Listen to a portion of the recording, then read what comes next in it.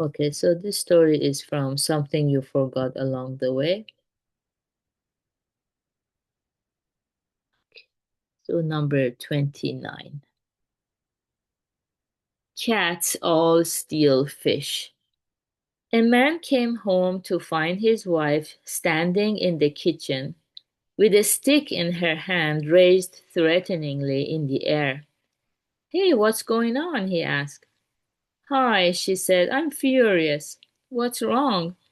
Today I bought some of your favorite fish for dinner, and it cost a pretty penny too. I laid it on the carving board and then turned around to adjust the fire on the stove. The second my back was turned, that cat of ours jumped up, grabbed the fish, and ran off. I called and called, but it just glared at me and growled. I'm so mad, I don't know what to do. I see. Well, let's sort out what happened. Did the cat know that it was my favorite fish or that it cost a pretty penny? Of course not. It's only a cat. Is ours the only cat who steals fish? No, they're all the same.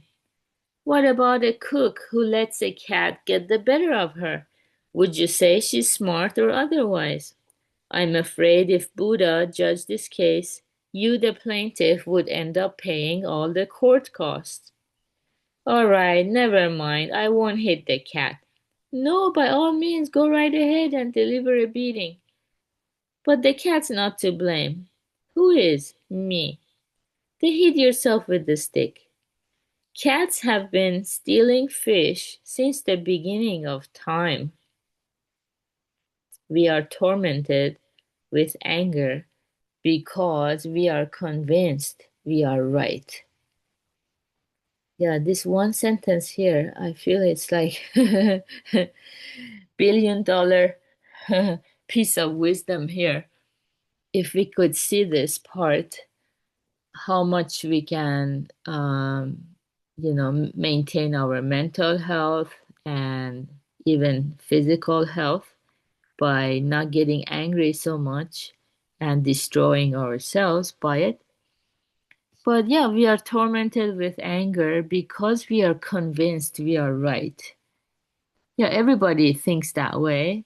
Maybe that's the function of the ego, self-preservation.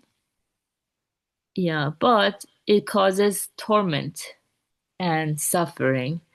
So for us who value spirituality, not just material existence and material acquisition, I think that's our blessing to pause and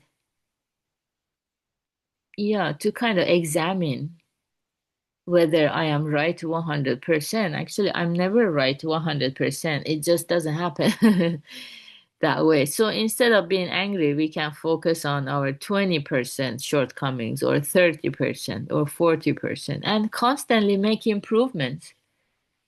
Yeah, that translates to joy. Self-improvement translates to joy.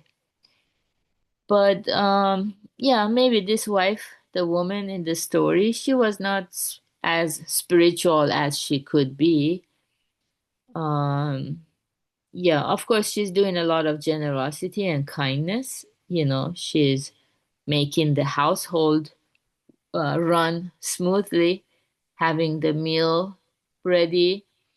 And of course, her anger is very justified, we feel, because especially this story is written long time ago where, fish or meat was not inexpensive. I mean, even today, some of them are really expensive. So imagine you save money for the whole year just so that you can buy fish or beef for the New Year's holiday or something once or twice a year. That's all. And then you're looking forward to it so much, and the moment you turn your back or to adjust the fire on the stove or do something else, that expensive item or precious item is gone. It's gone for good, and you cannot have it back. It's gone. Yeah, we all have such experience. So we lose something precious to us. Um, yeah. So instead of just being angry at the cat, we can change our perspective. The right perspective or the right view is to see it as it is. All cats actually, they love fish and birds, chickens. It's their instinct. I don't know, evolutionarily, biologically, something gets passed down. I have a cat, and my cat just looking outside through the window when he sees even a butterfly approaching or some birds, he gets so excited. I always ponder where that excitement comes from, the instinct and millions of years of evolution. So, why am I so selfish to ignore millions of years of evolution, cause conditions coming together to produce the effect? I ignore that. I neglect that solid, you know, uh, truthfulness, um, yeah, of the law of cause and effect. And then all I think about is my own desire for the meal.